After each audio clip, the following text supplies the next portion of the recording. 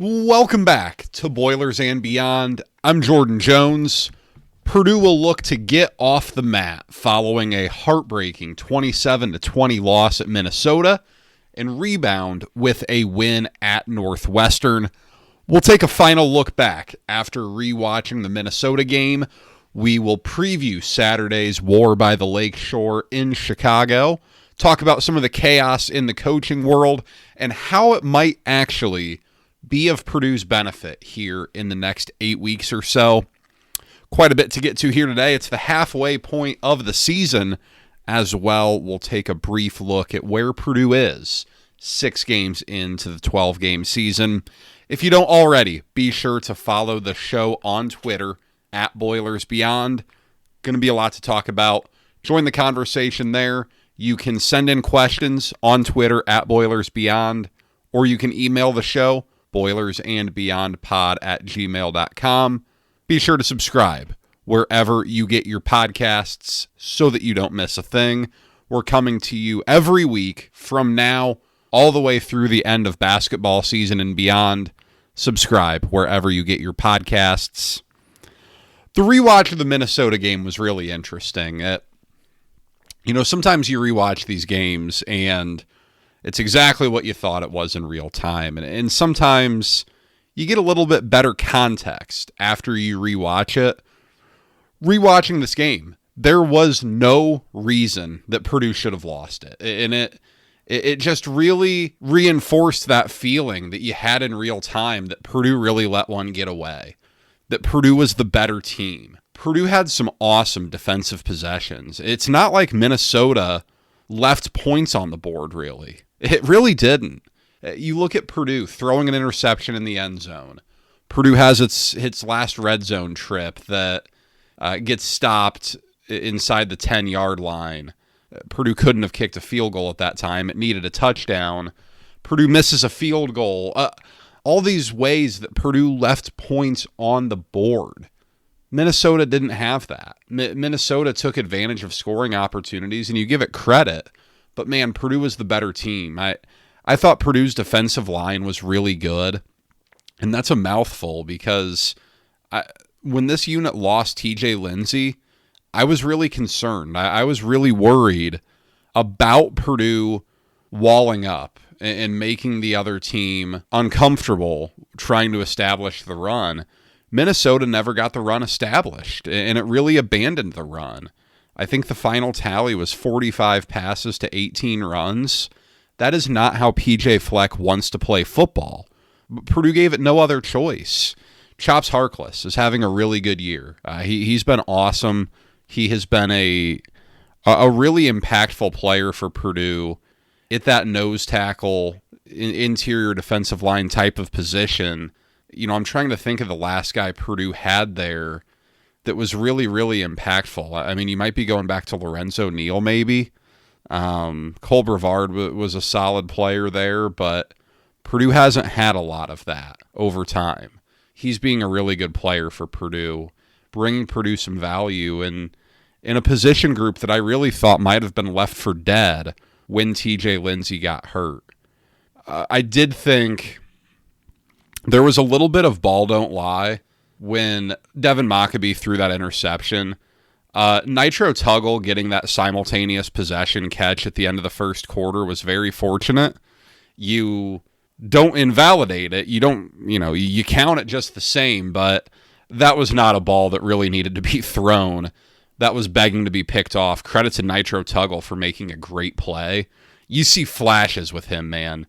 It's not all come together yet, but some of the flashes you see from him, you haven't seen from a Purdue receiver, at least since Charlie Jones. I mean, what he flashes is really positive. But that ball was questionable. And then that trick play call to Mockabee, just, you watch it again, it's even worse. Just can't happen there. It can't happen there. I get it. You're trying to really put the dagger in your opponent early on. You're trying to deliver that blow that really changes the game, but it didn't work out for Purdue. The tight end spot's still a problem. Early in the second quarter, it was really well embodied. Rico Walker makes a nice catch on a dump off in the flat, runs for a first down. I think this was the play he tried to hurdle somebody, kind of did hurdle somebody. And then the very next play, up the seam, drops what would have been a touchdown. It's just, that's not all being put together for Rico Walker, and he's really Purdue's only option at tight end in the pass game. Christian Moore, Christian Earls, they're blockers only. You don't see Purdue try to throw to them. Purdue would love to get George Burren back sooner rather than later, but we've been given no indication on when Burren might be back. Purdue's defense answered the bell nicely. You know, Brown threw that interception on the tipped pass in the second quarter, and Purdue forces a field goal. That's Minnesota ball. Might have been in the red zone, right thereabouts if it wasn't, and Purdue walls up, forces a field goal. It needed to give the offense one last chance late in the game. Minnesota got the ball back down by 7. A first down seals the deal. Minnesota didn't get the first down. It was highly unlikely that Purdue's offense was going to be able to do something and score there, but Purdue's defense did its job. By far, Purdue's best defensive performance of the season. That was really, really positive. The receiving core, man, just too many drops. You saw like E.J. Horton gets an illegal touching and then catches another pass while standing out of bounds. You saw Corey Smith with 3 drops. One is a slant route that just goes off his shoulder pad early on that would have moved the chains and given Purdue more of a drive. It just, man, Purdue's got to clean that up. This team cannot afford to give away positive plays like that. And, you know, Minnesota didn't do much in the deep passing game. I think as you look at week-to-week improvement, as you look at Purdue getting better this season, USC, Notre Dame, Illinois, all pushed the ball downfield really effectively on Purdue and wasn't able to happen. What wasn't able to happen. Now, by no means do I think that Drake Lindsey is the same ilk of Jaden Mayava, CJ Carr, Luke Altmaier. Not yet. Not yet. There's stuff to like about him. He's not to that level yet. But, man, Purdue did a really good job defensively. Purdue did a really good job at it not letting the ball get pushed downfield on them and really forcing Minnesota to throw the ball short. And Minnesota did that effectively.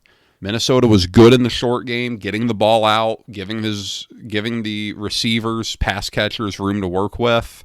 That was positive. Purdue just doesn't have that much great speed on defense to take a lot of that away. I didn't realize it in real time, maybe, that Miles Slusher had an interception go off his helmet or shoulder pad. It was when Minnesota was really backed up in the shadows of its own goalposts.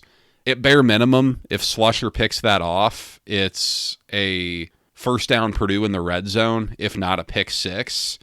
Minnesota ends up punting the ball away on that series. You just can't miss opportunities like that. You just can't. The Malachi Singleton deal was a positive, but Purdue starts the fourth quarter where Malachi Singleton overthrows Tuggle on second down. It was a 1st and 10 at the 32. On second down, Singleton overthrows Tuggle. Play gets blown up on third down when Brown comes back in, and Purdue misses a 47-yard field goal. When you have that 1st and 10 at the 32, you've got to turn that into points. That would have made it a 2-score game early in the fourth quarter, and at that point, you're adding urgency to Minnesota. You're making Minnesota think we've got to get this going. Instead, it stays a 1-score game. Minnesota goes on a long 7-minute drive and scores. Too many holding penalties. You see the offensive line still struggle at times there. And look, with Ryan Brown, he was better than I thought he was. His legs were great in that game. His legs were fantastic. And you factor in some of the drops, and it just, God, if they catch the ball, it changes the way you evaluate his game as a passer, too. At least from a statistical standpoint. he's not a super gifted passer. He doesn't have pinpoint accuracy. He doesn't have a cannon. Decision making is up and down. He's got some first year starter in him. But man, the moxie is there. The character is there. The intangibles with Brown you really like. There needs to be some development, but when you go from whatever Purdue was trying to run the last 2 seasons to whatever North Carolina was trying to run in the spring, back to what Purdue's running now under Josh Henson, there's not a ton of stability there. There's reason to think with a off season of development that you can get something out of him, because some of the intangibles are really, really positive. And really, up until Purdue's final drive, I didn't think his down-to-down passing was that bad. Obviously, the 2 interceptions, problematic. The tipped ball, you can only do so much. The pick 6 was a poor decision. On the final drive, though, there were some bad balls. But as a whole, his performance was fine. It was a game Purdue should have won, and now Purdue goes into another game that it can win. Purdue's got to take advantage of these. It's a 3-point underdog spot. Totals like 47.5, 48.5. A fairly low-scoring game. Classic Big Ten West stuff here against Northwestern. It's been an interesting run so far through 6 games. Northwestern looked terrible. Goes down 23-3 at Tulane in the opener. Some late points helped make a 34-14 loss to Oregon a little bit more palatable. And then since that, 3 wins in a row. Beat UCLA, beat Louisiana Monroe. Last week won at Penn State. Dealt the final nail in James Franklin's coffin. I mean this with all due respect to Northwestern. I think that result last week was more about Penn State just having totally quit on this season than it was Northwestern being really good. Now, Northwestern gets all the credit. They got it done. They found a way. Some of the advanced stats, they point more towards Penn State. But Northwestern won that thing fair and square.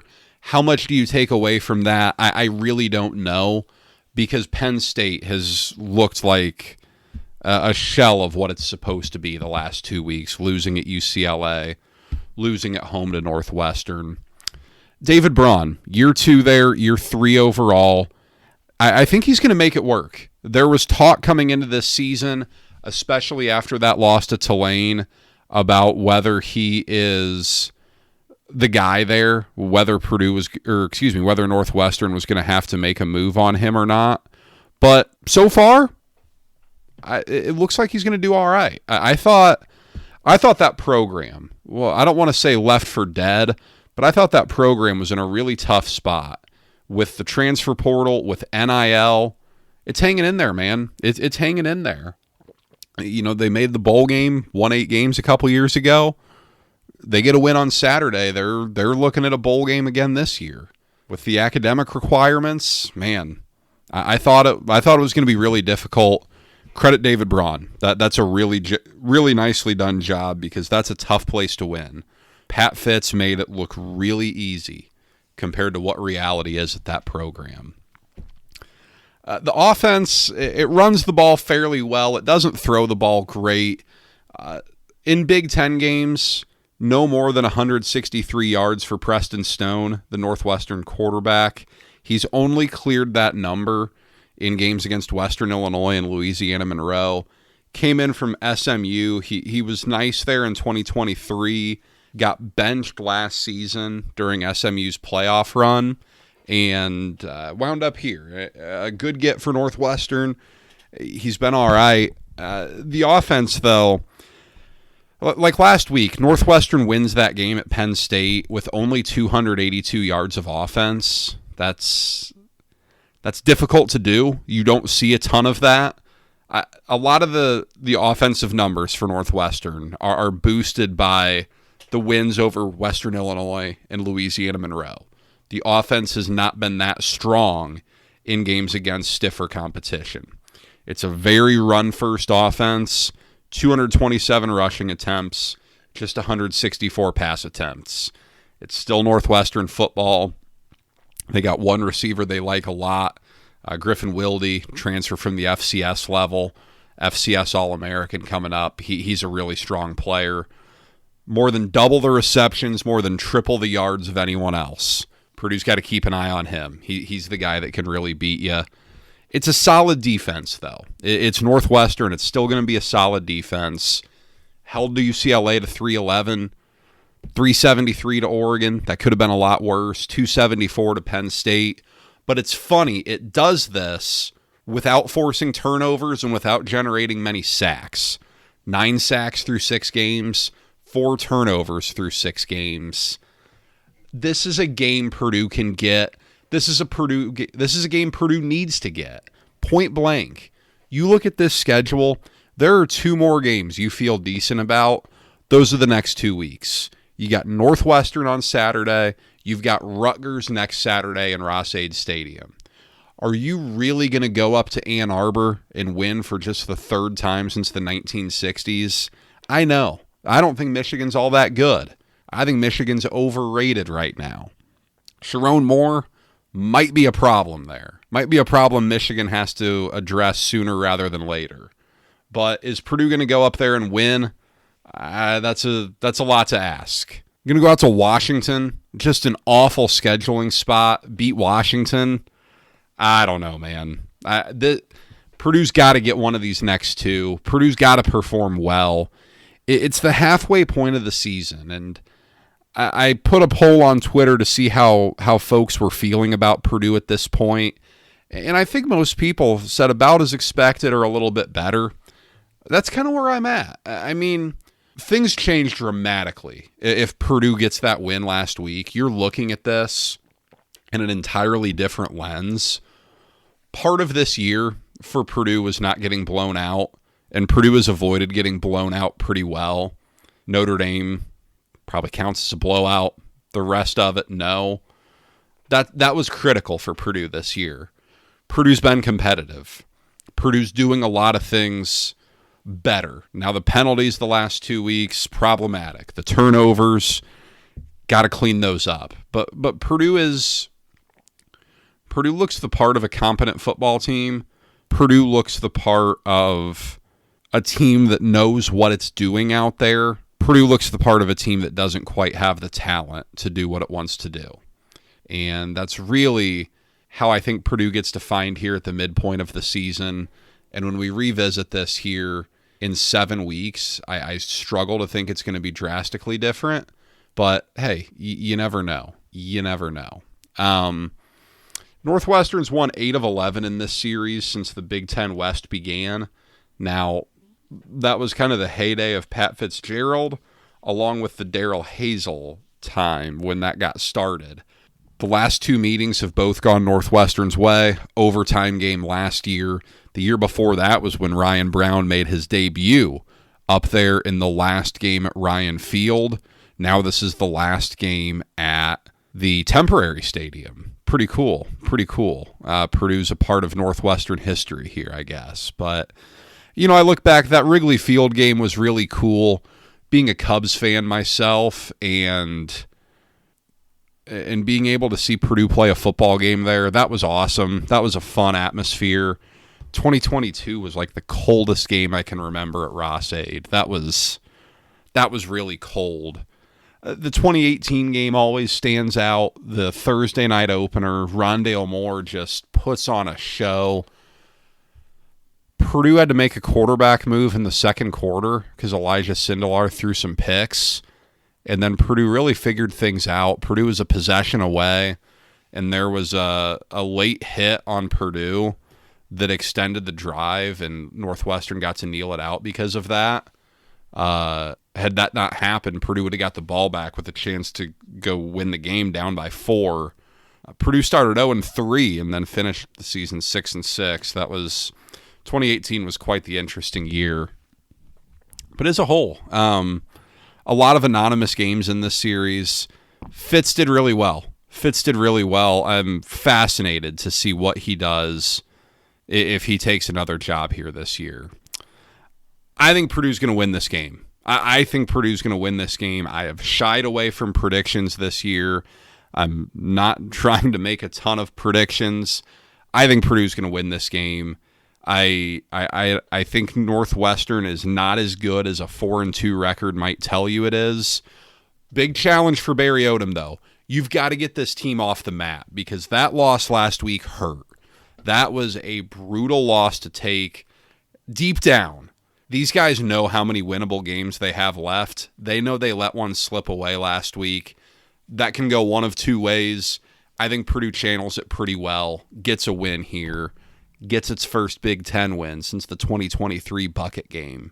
This episode is brought to you by me. Yes, me. When I'm not watching sports, or more accurately, talking about them, I'm talking insurance with the people of Indiana. As an agent with Indiana Farm Bureau Insurance, I want to help you protect what you've worked hard to achieve. From home and auto to life and business insurance, I'm here to help you. Give me a call at 317-846-5861 or email me at jordan.jones@infarmbureau.com. Let's protect you from life's everyday risks. We talked a couple weeks ago about the theory that Purdue was going to be very fortunate to have made a coaching hire last December rather than this December, and that's really playing out to be the case. Last year, Purdue was one of 4 Power 4 teams with an opening. We look like we are heading towards an all-timer of a coaching carousel here. I think Purdue got its guy in Barry Odom. As I said, if nothing else, Purdue got its top target that would take the job. And so far, there's no reason to really look at anything as a red flag on Barry Odom. But if Purdue was hiring this year, there would be a ton of competition already in the Power 4. Virginia Tech, UCLA, Arkansas, Penn State, Stanford, Oklahoma State. Those are open already. That's 6. What's next? You're here in Florida. That's got to open. Auburn, probably going to open. Wisconsin, that's a disaster. Michigan State, not good up there. About North Carolina, you're quickly looking at double-digit power conference jobs being open before you even start thinking of the corresponding moves, so to speak, such as a coach leaves. For example, if Lane Kiffin leaves Ole Miss to go to Florida, then Ole Miss comes open. That's another one that's open. Before you even get to that, we're looking at double-digit power conference jobs open. And the positive of that for Purdue is that, in theory, more coaching changes equal more guys in the portal. Now, sure, you'll have some that follow their coaches wherever, but you'll have other guys that don't. And Purdue needs an influx of talent to next year's roster. We've spent a lot of time talking about the quarterback spot and Purdue's evaluation of Ryan Brown for this, but Purdue needs help everywhere. You don't always know what you're going to get in the transfer portal. You don't always know how populated the transfer portal market will be. There was a thought last year that the portal just wasn't as good as teams were hoping it would be. What do you do about that if you're Purdue? Well, nothing. You can only play the cards you're dealt. You can only go after the players that are in the portal. And last year, it didn't seem to be a crazy deep year. This year, if you're Purdue, you'd love that. Give it. Everyone, open up. Purdue's ready to go. You'll take as much of an infusion of talent as you can get. And as you look at the Big Ten, again, Penn State's open. UCLA was open. You're hearing Matt Rule floated as a potential option at Penn State. That would open up Nebraska. I don't know if I see that happening or not. We'll see. Do you really pay $50 million to go hire Matt Rule? I don't know. I really don't see Cignetti leaving Indiana. If something did happen, it would open up Indiana. Wisconsin, Michigan State. There's talk about Jed Fish going to UCLA. I don't know. Is this the year that Kirk Ferentz hangs it up at Iowa? It's got to happen at some point. It's wild. What did I see? That PJ Fleck is now the second longest tenured Big Ten head coach behind Kirk Ferentz. I mean, that's nuts. It doesn't feel like it's been that long. It was 2017. I mean, it's been a while, but it's not like it's been that long. It is. There's been a lot of turnover in the conference, and it's only going to keep coming. Wanted to close here. This is the last week until March or April without Purdue basketball. Next week, during this episode, we'll talk in good detail about the Purdue-Kentucky exhibition game. That's Friday at 6 p.m. next week. Strap it up, guys. Strap it up. It's going to be a really long season. It is one that should be very enjoyable. It is one that you kind of dream of. When your team is number one preseason, for the first time in school history, number one in the AP poll preseason, when you are walking into a season with those expectations, that kind of pressure, you experienced it a few years ago, you experienced it a couple years before that with the 2022 team. Just buckle up, enjoy the ride. It's going to be a lot, but it's a great honor for Purdue to get the number one spot in the preseason AP poll. I don't want to make it more than it is, but look, folks respect Purdue. It was a thought for a long time that, Matt Painter just does more with less. Well, maybe, but he's got a lot of talent on this year's team too. He's got a lot of experience on this year's team. This year's team is really, really good. This is a reflection of what Purdue has built. And now this is Purdue's chance to go out and do something it's never done before. It's never been number one. It has never had expectations quite like this on it, where it's a true national title or bust type of situation for a lot of people. I think the players feel that way. They haven't shied away from anything. There's a real sense of confidence, a real sense of security there. It's going to be fascinating to see how it goes. It starts next week, but it doesn't. It's just an exhibition, as I'll remind you next week. But buckle up, guys. It's going to be a really, really fun season, but it's going to be a roller coaster. There's no doubt about it. That's all I have for you guys today. Thank you for spending your time with me. For those headed up to Evanston, enjoy that little temporary stadium. Safe travels to you all. I hope the rain stays away. We will be back here on Sunday to recap whatever goes down at Martin Stadium, talk all things Purdue Northwestern. Until then, enjoy the game. Be sure to follow on Twitter and subscribe wherever you get your podcasts. Send me your questions. Talk to you guys on Sunday. Take care.